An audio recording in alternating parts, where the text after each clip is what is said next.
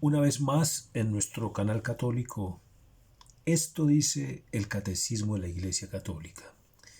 Vamos a hacer nuestro estudio bíblico, el cual, pues como siempre, el cual consiste en tomar el Evangelio de cada domingo, ¿no? Y mirarlo pues a la luz de las Escrituras, de la tradición apostólica y del magisterio de la Iglesia. En este caso nos ocuparemos del Evangelio del próximo domingo, 14 de noviembre del 2021, que es Marcos 13, 24-32. Marcos capítulo 13, versículos del 24 al 32. Y digamos que tiene dos temas, la manifestación gloriosa del Hijo del Hombre y parábola de la higuera. Pero pidámosle al Padre Celestial, en nombre de su Hijo Jesucristo, su Santo Espíritu, para que este encuentro se haga como Jesús quisiera y merece que sea realizado. Espíritu Santo, ilumínanos y santifícanos. Espíritu Santo, ilumínanos y santifícanos. Espíritu Santo, ilumínanos y santifícanos. Vamos pues a leer el Santo Evangelio. Lectura del Santo Evangelio según San Marcos. Gloria a ti, Señor. Por la señal de la Santa Cruz de nuestros enemigos, líbranos, Señor Dios nuestro, en el nombre del Padre, y del Hijo, y del Espíritu Santo. Amén. Mas por esos días, después de aquella tribulación, el sol se oscurecerá, la luna no dará su resplandor, las estrellas irán cayendo del cielo, y las fuerzas que están en los cielos serán sacudidas. Entonces verán al Hijo del Hombre viniendo entre nubes con gran poder y gloria. Entonces enviará a los ángeles y reunirá de los cuatro vientos a sus elegidos, desde el extremo de la tierra hasta el extremo del cielo. De la higuera aprended esta parábola. Cuando ya sus ramas están tiernas y brotan las hojas, sabéis que el verano está cerca. Así también vosotros, cuando veáis que sucede esto, sabed que Él está cerca, a las puertas. Yo os aseguro que no pasará esta generación hasta que todo esto suceda. El cielo y la tierra pasarán, pero mis palabras no pasarán. Mas de aquel día y hora nadie sabe nada, ni los ángeles en el cielo, ni el Hijo, solo el Padre. Palabra del Señor, gloria a ti, Señor Jesús. Bueno, como dijimos, este Santo Evangelio pues tiene estos dos grandes temas, la manifestación gloriosa del Hijo del Hombre. Miremos este elenco de eventos cósmicos que describe acá el Evangelio. Mas por esos días, después de aquella tribulación, el sol se oscurecerá, la luna no dará su resplandor, las estrellas irán cayendo del cielo, y las fuerzas que están en los cielos serán sacudidas, ¿no? A ver, todos estos prodigios cósmicos sirven en el lenguaje tradicional de las profecías para describir intervenciones divinas, intervenciones poderosas de Dios en la historia, ¿no? ¿Cómo le parece? Todo en el lenguaje profético, estos eventos cósmicos describen intervenciones poderosas de Dios en la historia, ¿no? Y así muchos quieren una historia atea, una historia sin Dios, si Dios es el Señor de la historia. Así lo dice el prefacio de Adviento 3. Así lo dice el prefacio de Adviento 3. Miremoslo. Prefacio de Adviento 3. En verdad es justo darte gracias. Es nuestro deber cantar en tu honor himnos de bendición y de alabanza, Padre Todopoderoso, principio y fin de todo lo creado. Este prefacio prácticamente explica este evangelio. Dice: tú nos ocultaste el día y la hora en que Cristo, tu Hijo, Señor y Juez de la historia, Señor y juez de la historia. Y queremos una historia atea, una historia sin Dios, ¿no? Señor y juez de la historia. Aparecerá revestido de poder y de gloria sobre las nubes del cielo. En aquel día terrible y glorioso, terrible para unos, gloriosos para otros. O sea que si existe un cielo y si existe un infierno. O sea que si existe un premio y si existe un castigo. Aquí lo dice la liturgia muy clara. Y el Evangelio lo dice muy claro también. El Evangelio de las 10 vírgenes, 5 necias y 5 prudentes. 5 entran a la boda, 5 no. El Evangelio de las cabras y las ovejas se salvan, las cabras no. La cizaña y el trigo va al granero y la cizaña al horno. Los peces de la red, los peces buenos y los peces malos. El que sacaron del banquete de bodas porque no llevaba vestido apropiado. En fin, el Evangelio es rico en este tipo de aseguraciones, por decirlo de alguna manera. Sí, evidentemente, Cristo lo dice claramente. Algunos se salvarán y otros no, aunque Él murió para que todos se salvaran, pero algunos no aceptaron esa salvación. No. Entonces, esto es bueno comentarlo. ¿Por qué? Porque circula la herejía del universalismo. ¿Cuál es la herejía del universalismo? No, que arriba nos vemos todos, que nadie se va a que el infierno va a quedar vacío. Ojalá Dios quiera sea así. Dios quiera sea así, pero este prefacio es muy claro, dice: Tú nos ocultaste el día y la hora en que Cristo, tu Hijo, Señor y juez de la historia, aparecerá revestido de poder y de gloria sobre las nubes del cielo. En aquel día terrible y glorioso pasará la figura de este mundo y nacerán los cielos nuevos y la tierra nueva. El mismo Señor que se nos mostrará entonces lleno de gloria viene ahora a nuestro encuentro en cada hombre y en cada acontecimiento, para que lo recibamos en la fe y por el amor demos testimonio de la espera dichosa de su reino. Por eso, mientras aguardamos su última venida, unidos a los ángeles y a los santos, cantamos el himno de tu gloria, santo, santo, santo. Bueno, entonces, esta primera idea del Evangelio es muy clara, ¿no? La manifestación gloriosa del Hijo del Hombre, con todos estos eventos cósmicos, ¿no? Que le sirven a la tradición de las profecías para describir las intervenciones poderosas de Dios en la historia, ¿no? Entonces, aquí la crisis mesiánica, ¿no? Hay una crisis mesiánica seguida del final triunfante del pueblo de los santos, o sea, la iglesia, y de su jefe, el Hijo del Hombre, es decir, Cristo, ¿no? ¿Cómo así que una crisis? ¿Cómo así que una crisis y después un triunfo? Pues eso lo describe muy bien el numeral.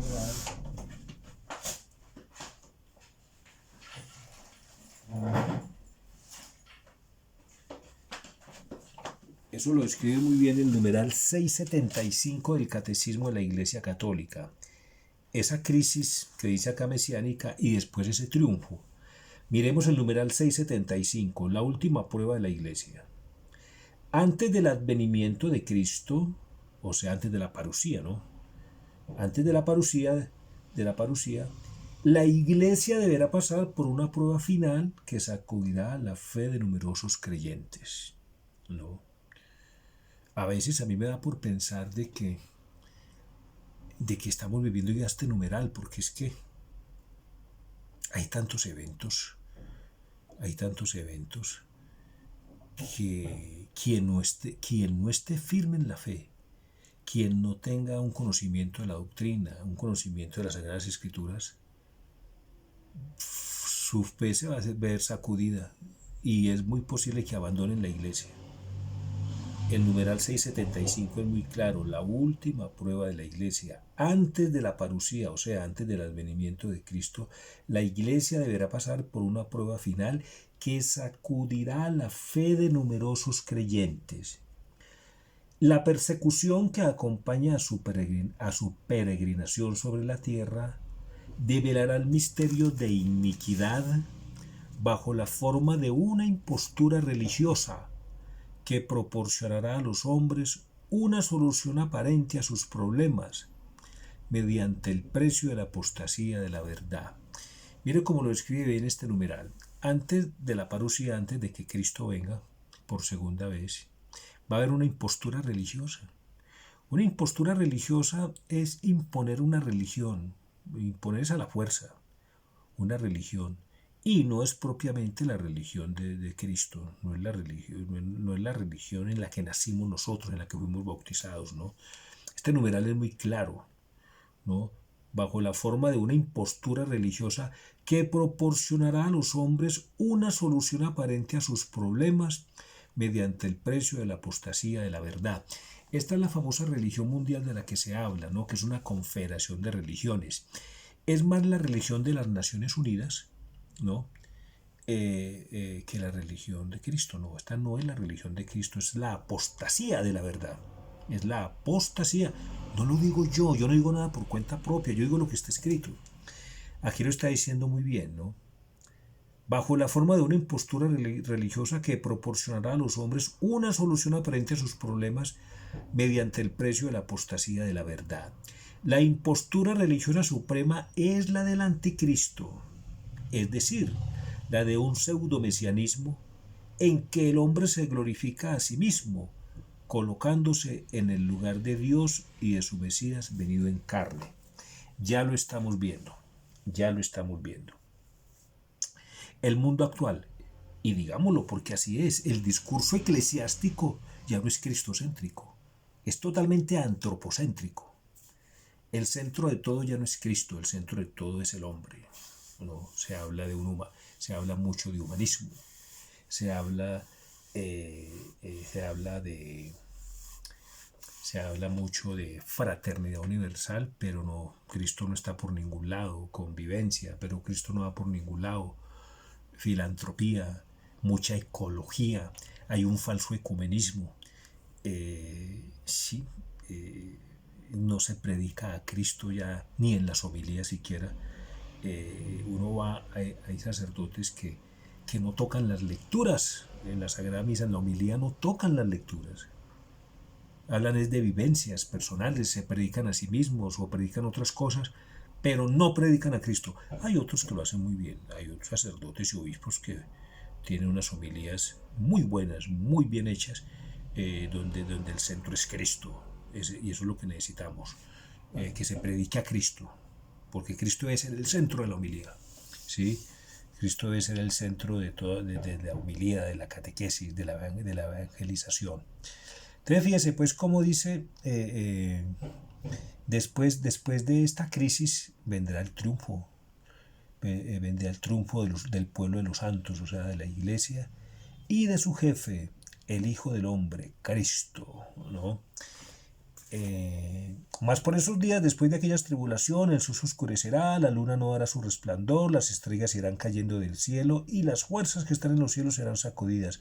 Entonces verán al Hijo del Hombre viniendo entre nubes con gran poder y gloria. Ya lo explicaba muy bien ese bello prefacio de Adviento que acabamos de leer. Entonces enviará a los ángeles y reunirá de los cuatro vientos. Ojo a eso, entonces enviará a los ángeles y reunirá de los cuatro vientos a sus elegidos, desde el extremo de la tierra hasta el extremo del cielo. Son muchos los versículos en la Sagrada Biblia que hablan de los cuatro vientos. Me causó curiosidad, es decir, no quise pasar por alto eso de los cuatro vientos, y miremos aquí qué nos dicen las Sagradas Escrituras de esos cuatro vientos. Los cuatro vientos son los vientos que vienen de los cuatro puntos cardinales. Pero si bien es cierto que son fenómenos naturales, ¿no? Propios del cosmos, pues, también es cierto que tienen connotaciones espirituales, ¿no? Miremos, los cuatro vientos. Los vientos, además de describir situaciones naturales, tienen un significado espiritual que para bien o para mal afectan nuestras vidas. Primer viento, el viento oriental, o sea, el viento del este. llamado también solano, ¿no? Primer viento oriental es el viento del este, llamado también solano. Soplaba del este y procedía de los desiertos de Arabia o Siria, ¿no? Vea, apoyados en las sagradas escrituras, decimos que este viento es de destrucción, devastación, viento de castigo, ¿no? Apoyados en las sagradas escrituras, decimos que este viento es de destrucción, devastación. Para ello veamos Génesis 41:6. Génesis 41:6. Vamos a decir si por acá está. Génesis 41:6, sí. Aquí está, vean. Génesis 41:6. Dice así. Dice así. Génesis 41:6. Pero resulta que otras siete espigas flacas y asolanadas, o sea, del viento solano, ¿cierto?, brotaron después de aquellas, y las espigas flacas devoraron a las 7 lozanas.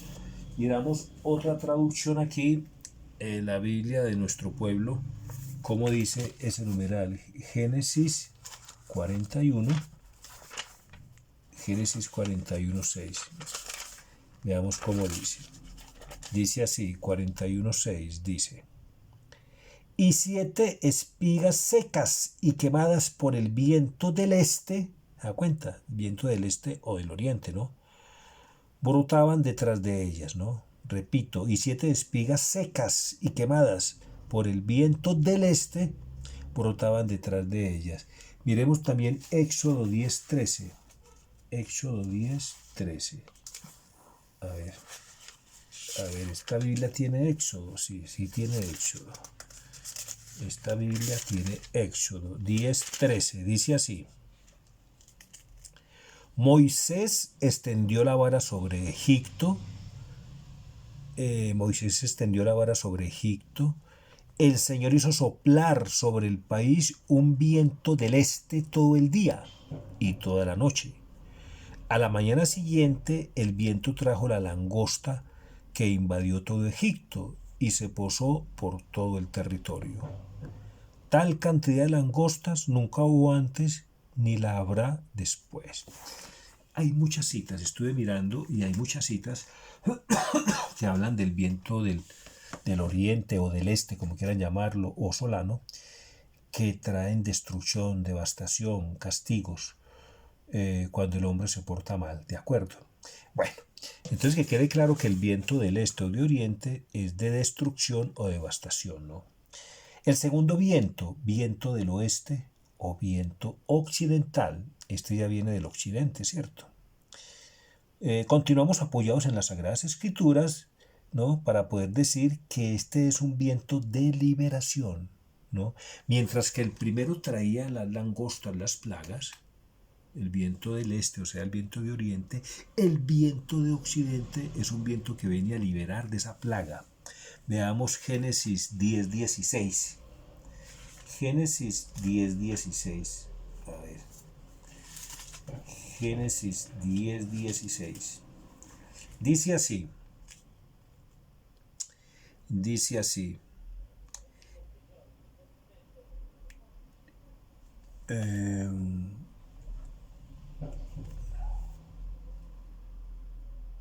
Génesis 10:16.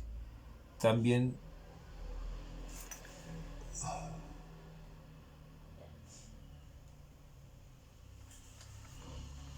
Génesis 10:16. Faraón rogó a Moisés para que orara al Señor y lo liberara de las langostas. Entonces Moisés oró al Señor y el Señor trajo un viento de occidente que se llevó a todas las langostas. ¿Sí? Trajo un viento de occidente que se llevó a todas las langostas. Entonces, si ve, es un viento liberador. Este viento occidental, siguiendo una tradición, es el que trae el agua. Este viento lo vio Elías cuando profetizó la lluvia, ¿cierto? A ver, así como en el orden natural, los sembradores ansían, ¿no? Ansían, desean este viento que trae la lluvia. De la misma manera, los sembradores del reino de los cielos ansían este viento, ¿no? Para que haya buena cosecha y que haya muchas almas que conducir al cielo, ¿ok? Bien, veamos el tercer viento, el viento del norte, ¿no? Este viento que viene del norte frío es el que refresca, limpia y da claridad.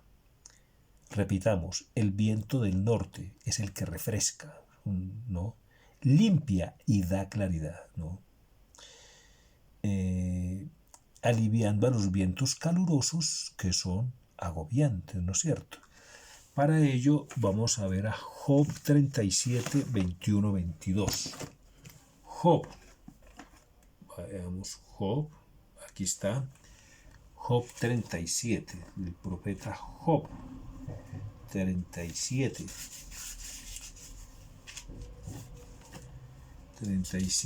21, 22. Bueno, dice así: ahora no se ve la luz, ahora no se ve la luz oscurecida entre nubes, pero un viento pasará limpiándolas. Del norte vienen resplandores de oro, ¿no? Dios se rodea de imponente grandeza, ¿no? Entonces fíjense cómo este viento que viene del norte es el que limpia, el que purifica, el que da claridad. Cuando hay unos nubarrones, cuando hay muchos nubarrones, no nos dejan ver el cielo, no nos dejan ver el cielo, vemos por unos nubarrones. Pero cuando viene ese viento del norte, que es el que purifica, el que da claridad, pues dispersa los nubarrones y ya podemos ver con claridad el cielo. Entonces podemos decir como el apóstol Pablo: aspirad a los bienes de arriba. ¿Sí ve? Porque así como en el orden natural, cuando hay nubarrones no podemos ver el cielo, en el orden espiritual, cuando estamos llenos de angustias, de tribulaciones, pues esas tribulaciones son nubarrones que se ponen entre nosotros y Dios, ¿no? Pero cuando viene este viento del norte nos quita esos nubarrones de las angustias, de las tribulaciones, y podemos ver más claramente a Dios, ¿no? Muy bien. El viento del norte, ojo, el viento del norte es lo que pedía la amada del Cantar de los Cantares, ¿no? Para que limpiara todo aliento, ¿no? Todo espíritu que pudiera oscurecer el ambiente espiritual del huerto. Este viento del norte sopla y nos limpia de todo. Cantar de los Cantares, 4.16. Vamos a ver si por acá está Cantar de los Cantares. Sí, debe estar. Cantar de los Cantares, acá está. 4.16. A ver cómo dice. A ver cómo dice. Despierta, viento del norte. Acércate, viento del sur. Soplen sobre mi jardín, que exhale sus perfumes. Entre mi amado en su jardín y coma sus frutos exquisitos, ¿sí? Ese es el tercer viento, ¿no? Ahora el viento del sur es el que hace al clima templado, agradable en sí mismo, sosiega. Es un viento que sosiega, trae sosiego, mucho bienestar, ¿no? Los esposos del Cantar de los Cantares representan al esposo que es Cristo, el Rey, y la sulamita es la esposa, ¿no? O sea, la iglesia. Y la esposa, o sea, la sulamita, la iglesia, solo pide de los cuatro vientos, pide dos nomás: los vientos del norte y los vientos del sur, ¿no? Como quien dice, para que le den claridad y bienestar, ¿no? Esos son los cuatro vientos, pero digamos que hay un quinto viento, ¿no? Porque estos cuatro vientos, sea como sea, pues son vientos naturales, fenómenos naturales, que tienen pues esa connotación espiritual. Pero son muchos los versículos de la Biblia donde se habla del viento de Dios, ¿no? el viento de Dios, ¿no? Por ejemplo, veamos Ezequiel 37:9. Ezequiel 37:9. A ver, Ezequiel 37:9. 37:9. Acá está. Ezequiel 37:9. ¿Qué nos dice? Entonces me dijo, llama al espíritu, llama, hijo de hombre, diciéndole al espíritu. Esto dice el Señor. Ven, espíritu, desde los 4 vientos y sopla en estos cadáveres para que revivan. ¿No? Ahí está Ezequiel 37:9. Veamos Números 11:31. A ver qué nos dice el viento de Dios. Números 11:31. Números 11:31. Aquí está. Números 11:31. Vea pues. Dice así. El Señor levantó un viento del mar. Repito, el Señor levantó un viento del mar que trajo bandada de codornices y las arrojó junto al campamento, aleteando a 1 metro del suelo en una extensión de una jornada de camino. ¿No? Y Éxodo 15:10, ¿qué nos dirá? ¿Qué nos quiere decir Éxodo 15:10? Miremos a ver. Éxodo 15:10.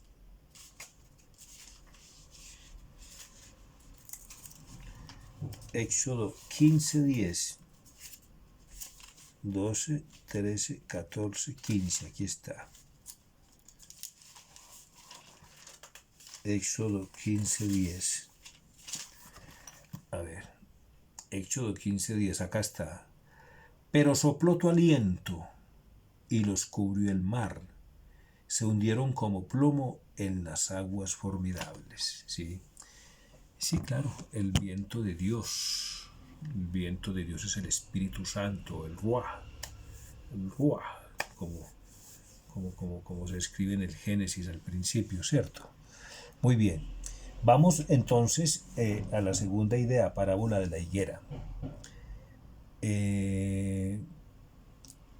Certeza del fin, ¿no? La lección de la higuera, ¿no? Tiempo de la segunda venida de Cristo. Los versículos finales del discurso escatológico, ¿no? Estamos en el discurso escatológico de Marcos, ¿no? Mateo también lo tiene y Lucas también lo tiene, ¿cierto? Entonces los versículos finales del discurso escatológico de Marcos resumen cuál debe ser la actitud de los discípulos del Señor. Estar en vela, vigilantes, ¿no? Lo seguro es que el Señor vendrá. La figura de la higuera es muy significativa, ¿no?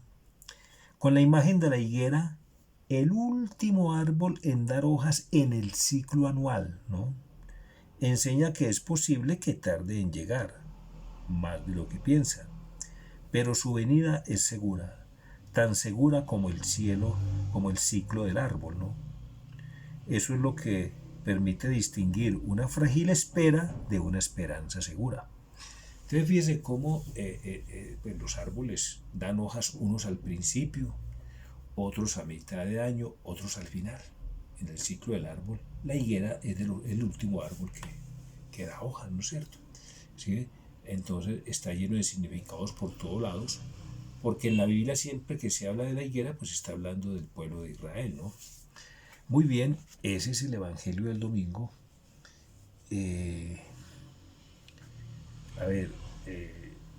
La certeza de que el Señor vendrá por segunda vez, y es importante esta claridad, ¿no? La primera vez Cristo no vino como juez, no vino a juzgar, no, vino a salvar. La primera vez cuando vino en la debilidad de nuestra carne, vino a salvar.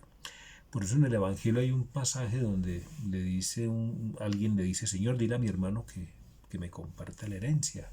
Jesús le responde, ¿y quién me ha erigido a mi juez entre ustedes? Arréglense ustedes. ¿No? Porque él la primera vez vino como Salvador, ¿no? A salvarnos de nuestros pecados, ¿no? Pero la segunda vez, en la parusía, de la que está hablando acá, sí viene como juez, ¿no? Mire que en la profesión de fe es muy claro, es supremamente clara en la profesión de fe, cuando dice que desde allí ha de venir para juzgar a vivos y muertos, ¿no? Dice así, siguiendo a los, numeral 678, dice, siguiendo a los profetas y a Juan Bautista, Jesús anunció en su predicación el juicio del último día. Entonces se pondrán a la luz la conducta de cada uno y el secreto de los corazones. Ojo, entonces será condenada la incredulidad culpable que ha tenido en nada la gracia ofrecida por Dios. Ay, ay, ay, repito. Entonces será condenada la incredulidad culpable que ha tenido en nada la gracia ofrecida por Dios. Con razón el numeral 846 de este catecismo de la Iglesia Católica dice, el numeral 846 dice, por eso no podrán salvarse los que sabiendo que Cristo fundó la Iglesia como medio necesario para la salvación, sin embargo no perseveraron en ella, ¿no? Pero aclara el siguiente numeral, aclara, esto no aplica para los que sin culpa no han conocido a Cristo, su Iglesia y su Evangelio, ¿no? Sigamos. La actitud con respecto al prójimo revelará la acogida o el rechazo de la gracia y del amor divino. Jesús dirá en el último día, cuanto hicisteis a uno de estos hermanos míos más pequeños, a mí me lo hicisteis. Ay, ay, ay. Ese numeral 679 también nos dice lo siguiente, Cristo es Señor de la vida eterna. El pleno derecho de juzgar definitivamente las obras y los corazones de los hombres pertenece a Cristo como Redentor del mundo. Y nosotros que nos juzgamos unos a otros, Virgen Santísima. Adquirió este derecho por su cruz. El Padre también ha entregado todo juicio al Hijo. Pues bien, el Hijo no ha venido para juzgar, sino para salvar y para dar la vida que hay en él. Es por el rechazo de la gracia en esta vida por lo que cada uno se juzga a sí mismo. Es retribuido según sus obras y puede incluso condenarse eternamente al rechazar el espíritu de amor. Vea pues cómo las Sagradas Escrituras en los Evangelios ya lo vimos, de muchas maneras lo dice, que va a haber que algunos se pueden condenar y otros se pueden salvar, ¿no? El catecismo lo acaba de decir en este numeral. Entonces yo no me explico por qué se predica tanto el universalismo, que todos lo vamos a salvar. Dios quiera, ojalá fuera así. Ojalá fuera así, pero las escrituras dicen otra cosa. Y el magisterio dice otra cosa también, ¿no? ¿Qué nos queda? Pues nos queda pedirle al Padre, en nombre de su Hijo, que siempre estemos iluminados por su Santo Espíritu, ¿no? Para que marchemos en los caminos de Dios, que marchemos por ese camino estrecho, por el camino estrecho, ¿no? Que es el que lleva a la salvación, porque el camino ancho y espacioso, que es muy transitado y humanamente muy agradable, lleva a la perdición, ¿no? Lleva a la perdición. Si tuviéramos esa gracia de ver el sufrimiento, no como sufrimiento en sí mismo, sino como fruto de la voluntad de Dios, marcharíamos más cómodamente, más fácilmente por ese camino estrecho que lleva a la salvación eterna. Pidámosle al Señor que nos dé esa gracia de caminar por el camino estrecho, ¿no? Y permanecer siempre en la Iglesia. El mejor momento para ser católico, cristiano católico, es este. Cuando la Iglesia está atravesando por una gran crisis, ¿no? Una crisis de fe, ¿no? Una crisis cuando la Iglesia está siendo atacada por los de fuera y por los de dentro. La Iglesia está siendo atacada por los que están fuera y por los que están dentro, ¿no? La iglesia está siendo atacada por sus hijos, de adentro y de afuera. Entonces, ¿la iglesia está en crisis? Sí. ¿Está tras un momento difícil? Sí. Y es el mejor momento para ser católico, para pertenecer a la iglesia de Cristo, para demostrarle a Cristo y decirle: Cristo, yo estoy contigo en las buenas y en las malas. No, Cristo, yo estoy en tu iglesia en las buenas y en las malas, y de esta barca nadie me va a bajar. De esta barca nadie me va a bajar, porque fuera de esta barca no hay salvación. No, que se bajen los que no quieren salvarse, pero los que queremos salvarnos, danos la gracia de permanecer en ella, así tenga la crisis que tenga, ¿no? Como la barca en la tormenta, cuando Jesús curó la tormenta en el mar, ¿no? Nadie se bajó de esta barca, todos se salvaron, era la iglesia en pleno, ¿no? Se salvó porque Cristo iba en esa barca. Pues en esta barca que es la iglesia, a pesar de la crisis, Cristo viene en esta barca y nunca, nunca va a fracasar. Llegará a su destino donde tiene que llegar. Pidámosle al Señor que nos conceda esa gracia de estar siempre en esta barca. Gloria al Padre, y al Hijo, y al Espíritu Santo, como era en el principio, ahora y siempre, por los siglos de los siglos. Amén. No olvidemos nuestra antífona: a tiempo y a destiempo, protégeme, Señor, que me refugio en ti. Es una forma de estar orando a tiempo y a destiempo, pero con fe, confiando en el Señor, ¿no? Es lo único que nos puede mantener a salvo de todo, de esta pandemia, de las falsas doctrinas, de las falsas filosofías, de las falsas teologías, es decir, de tanto virus espiritual y físico, pues, que nos están agobiando por estos días. Protégeme, Señor, que me refugio en ti, y dame la gracia de confiar siempre más y más en la Sagrada Eucaristía, ¿no? No recibirla como de rutina, como no, espiritualizar ese momento de la Eucaristía y ser conscientes de que en esta hostia está Cristo, el que nació del Santísimo Seno de María, y el Cristo que colgó de la cruz es el mismo que está en la Eucaristía, en esa hostia santa.